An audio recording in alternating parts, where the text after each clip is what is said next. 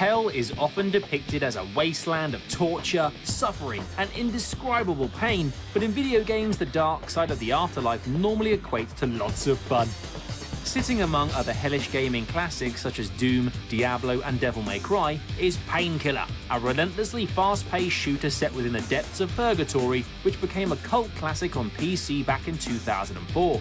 Now here's Painkiller Hell and Damnation, an HD remake with more guts than a disemboweled demon. Does this bloodthirsty shooter still sizzle, or does it deserve eternal damnation? Die! I'm afraid that's my line. In the original Painkiller, players took on the role of Daniel Garner, a happily married man who was killed alongside his wife Catherine in a hideous car crash. In order to be reunited with his wife in heaven, Daniel battled through the wastelands of hell to kill Lucifer's generals. This charming storyline strung together hours of splattery first-person mayhem as Daniel slayed armies of hideous monsters through different levels of purgatory. Hell and Damnation takes the original story of Painkiller, combined with its expansion Battle Out of Hell, and, like any good remake, shakes it up to form a brand new storyline which sees Garner plunged back into hell once more. If you were expecting regenerative health, suspiciously chest-high cover, or an epic storyline, prepare to be labelled a big sissy. Painkiller is about as simplistic as shooters come, with each level of the campaign plopping you into a tight arena full of Lovecraftian beasts straight out of the nightmares of Clive Barker and Marilyn Manson. To survive, you'll simply need to run and gun, as you'll frequently become surrounded from every angle. Your only allies here are sparing health pickups and hidden areas of secret goodies, which can be used to unlock special tarot cards. Painkiller's frenetic emphasis on non-stop death and destruction will either delight your masochistic side or induce a panic attack. The harvest is plentiful, but the workers are few. The original Painkiller became renowned for its devastating arsenal of weaponry. Take the Painkiller itself, a spinning saw blade which chops up enemies into tiny whiny pieces.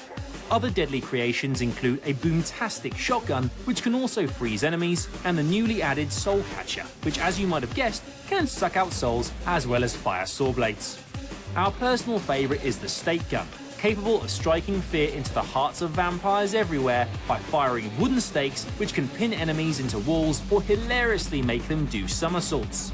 To be honest, we're much happier wielding a spinning blade than an AK-47. I tried to warn you. He can't be trusted. Whilst the original Painkiller was developed by Bulletstorm creator People Can Fly, Hell and Damnation hails from Poland-based The Farm 51, founded by ex-developers of the original game. They've done a great job bringing Painkiller back to life, updating the grim visuals but remaining true to the original source. Aside from new levels, classic ones have seen minor tweaks, such as new hidden areas and varied enemy types, with boss fights redesigned with a touch of epicness.